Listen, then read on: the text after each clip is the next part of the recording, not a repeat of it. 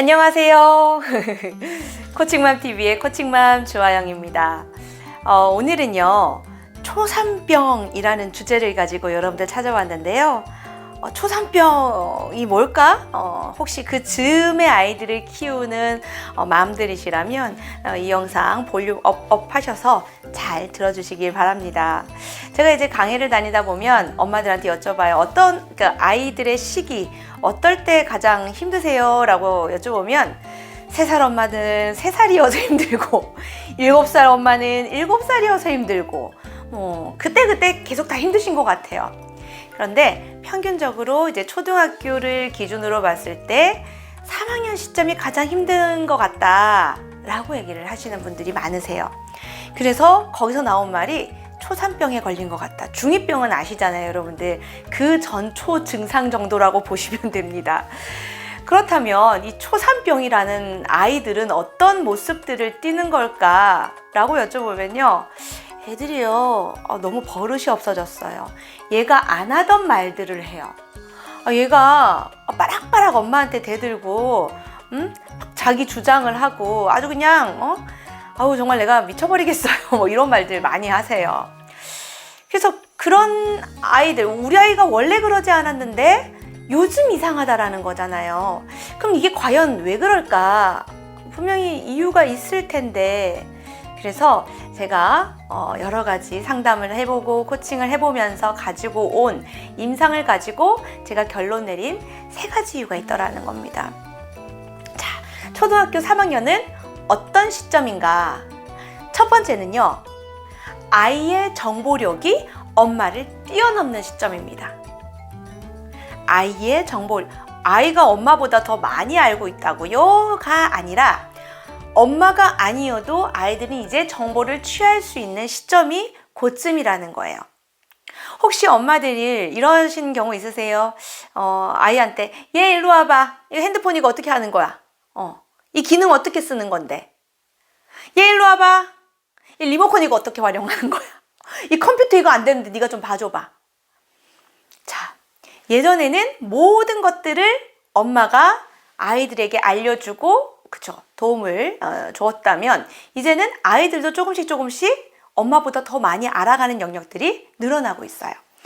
또 아이들의 학습지나 교과서를 보면 이제 엄마가 개입하기가 조금 난감한 그런 내용들이 나타나죠. 그래도 초등학교 1학년, 2학년 때는 엄마들이 큰 소리 좀 칠 수 있었잖아요. 아이들이 좀 틀리게 되면 야, 너 엄마가 문제 똑바로 보라 그랬지?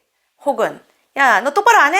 숙제 안 해? 이것도 몰라? 막 이러면서 엄마의 아주 권위를 그냥 이렇게 하셨다가 이제는 엄마가 뜨문뜨문 이거 수학 문제인데 이렇게 길어. 이게 무슨 국어인지 뭔지, 그죠?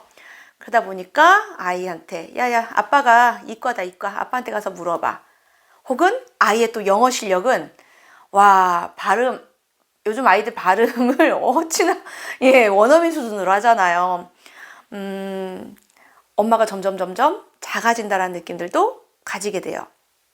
자, 2번째 이유는 뭘까요? 첫 번째가 엄마의 정보력을 아이가 뛰어넘는 시점이 그 시점이라면 2번째는요, 또래 집단이에요. 또래 집단끼리 자신의 어떤 무리를 지어가면서 서로 소통을 하죠. 그 전까지는 그래도 가족들과 혹은 부모와 혹은 엄마와 더 많은 소통을 했을 거예요. 유치원에서 초등학교 1학년 적응하느라 그죠? 막 바쁘죠. 준비물 챙기다가 1년이 다 가요. 그렇게 하면서 이제 아이도 점점 2학년에 들어가면서 학교라는 장소에서 좀 편안함을 느끼게 되고 이제 2학년 2학기나 3학년쯤 됐을 때는 자기들끼리 엄마 누구 집에서 숙제할게. 누구 집에서 자고 와도 돼? 누구랑 이번 주에 나 어디 가기로 했어. 라고 하면서 자기들끼리 또래 집단이 생기면서 엄마를 능가하는 수다를 떨기 시작을 합니다. 그 수다 내용에는 바로 우리가 있어요. 우리 엄마가 그러는데, 아니야, 우리 엄마가 그러는데, 우리 아빠가 그러는데, 라고 하면서 서로 부모가 주장했던 것들, 부모가 이야기했던 것들, 이런 것들을 하나의, 그죠? 이렇게 펼쳐놓고 누가 맞다, 누가 틀렸다, 자기들끼리 막 논쟁을 해요. 과연 우리 엄마 말이 맞아야 될 텐데, 가정에 와서 관찰을 하기 시작하죠. 그런데 큰일 난 거야. 내가 그렇게 주장했던 엄마의 어떤 그런 이야기가 틀린 거지. 오류가 생긴 거예요.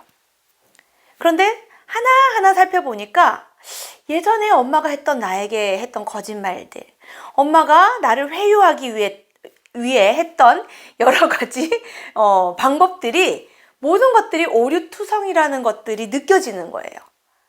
뭐 하나 예를 들어보면, 야, 이거 먹으면 이거 해줄게. 이거 하나만 먹어. 엄마 그러면 뭐 해줄게. 마트에서 장난감을 사달라고 떼쓰는 아이한테 엄마가 다음에 사줄게. 다음에 사줄게.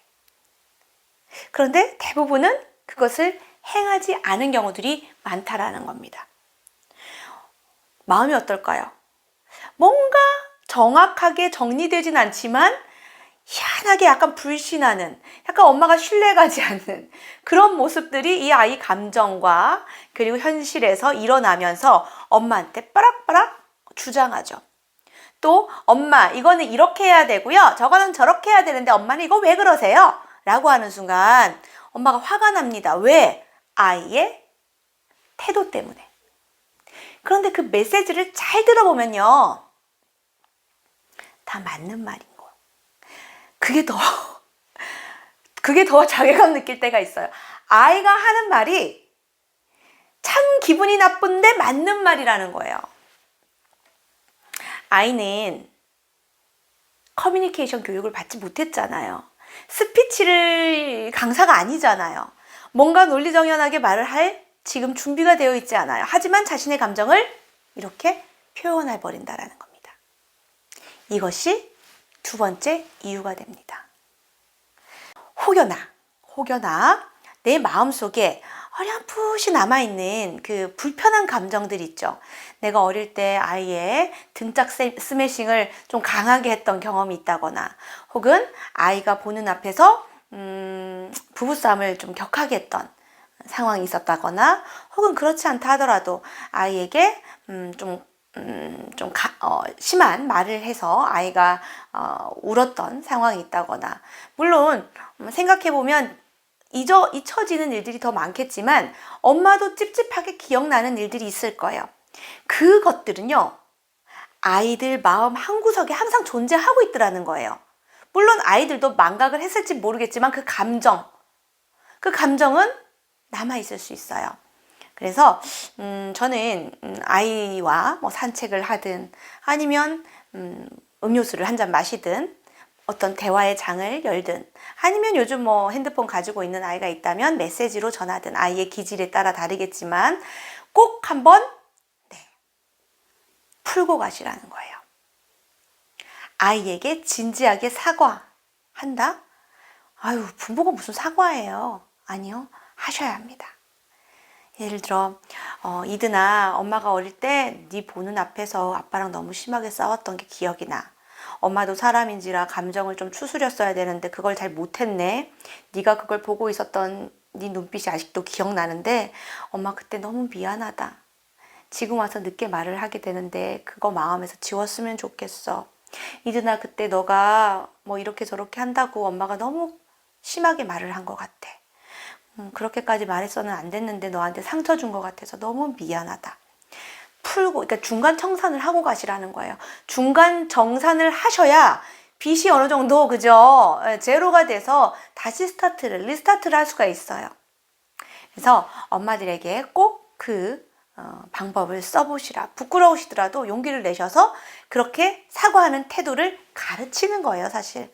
아이들에게도 그런 엄마의 모습을 가르침으로써, 엄마가 보여줌으로써 아이들에게 가르친다라고 생각하시면 좋을 것 같습니다. 자, 그렇다면 이번 주에 여러분들이 좀 가져야 될 셀프 코칭 질문 2가지 제가 공유하도록 할게요. 첫 번째는요, 당신은 앞으로 자녀에게 자신의 어떤 모습을 인풋하고 싶으신가요?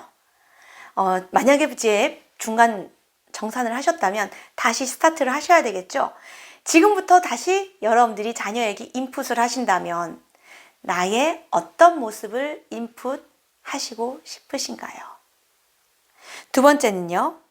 아직 초산병을 격하게 겪고 있는 아이가 자신의 주장을 조금 버릇없이 주장할 때 나는 어떤 태도로 아이와 마주할 건가요? 이 질문을 스스로 한번 답변을 해보시고요. 만약에 시간이 되시는 분들은 댓글창에 글을 남겨주셔도 너무 감사할 것 같습니다. 오늘 초산병에 대한 내용 여러분들하고 공유를 했는데요. 도움이 되셨으면 구독 버튼, 좋아요 버튼 꼭 눌러주시길 바랍니다. 들어주셔서 감사합니다. 안녕히 계세요.